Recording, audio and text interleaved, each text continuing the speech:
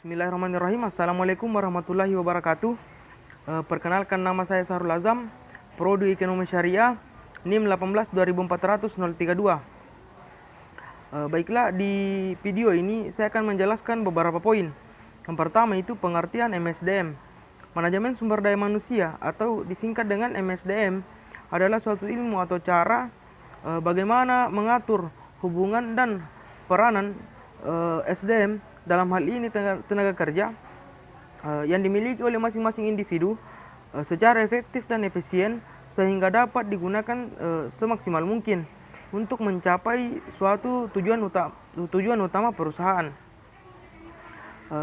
Suatu fungsi MSDM dalam sebuah perusahaan, organisasi ataupun lembaga berfokus pada kegiatan rekrutmen, pengelolaan, dan pengarahan untuk semua orang-orang yang terdapat di dalam perusahaan tersebut.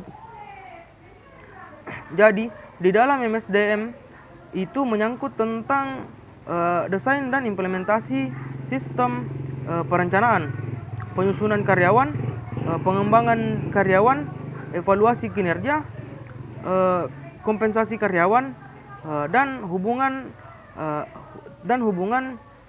ketenagakerjaan yang baik.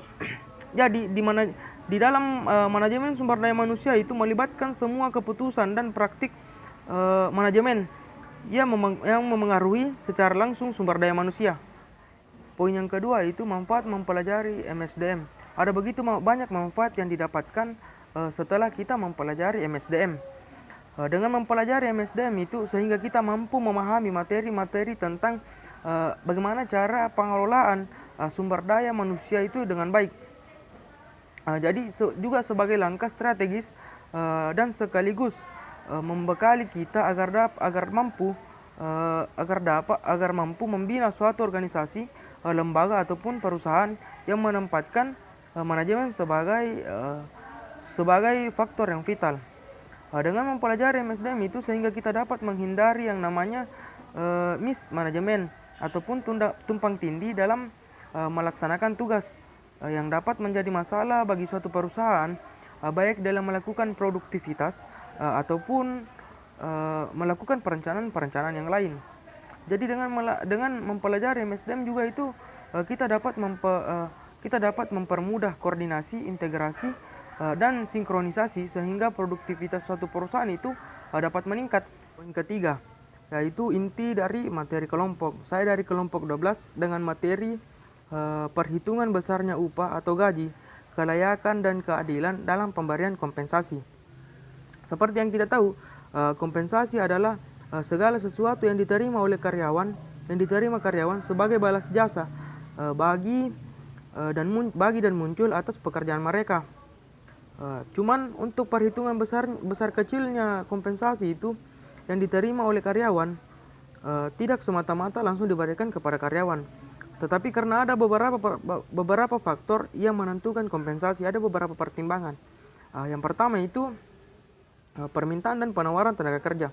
Maksudnya di sini yaitu permintaan di sini yaitu pihak individu yang lebih membutuhkan pekerjaan, maka otomatis kompensasinya relatif rendah. Tetapi sebaliknya apabila penawaran dalam artian pihak perusahaan yang membutuhkan tenaga kerja, maka otomatis kompensasinya relatif tinggi. Terus yang kedua itu serikat pegawai. Kenapa serikat pegawai dapat mempengaruhi tingkat kompensasinya? Karena besar kecilnya kompensasi yang diterima oleh karyawan tergantung juga dari lemah kuatnya serikat pegawai. Karena semakin kuat serikat pegawai, maka semakin kuat posisi mereka dalam perundingan penentuan tingkat kompensasi. Terus yang ketiga itu ada produktivitas. Produktivitas di sini maksudnya itu kemampuan karyawan untuk menghasilkan kreativitas kerja yang dapat mempengaruhi penghasilan perusahaan, sehingga juga berpengaruh bagi kompensasi yang diberikan kepada karyawan itu sendiri. Terus yang keempat adalah kemampuan untuk membayar. Apa maksud dari kemampuan untuk membayar di sini? Yaitu apabila kemampuan untuk membayar perusahaan itu baik, maka otomatis juga tingkat kompensasinya itu tinggi.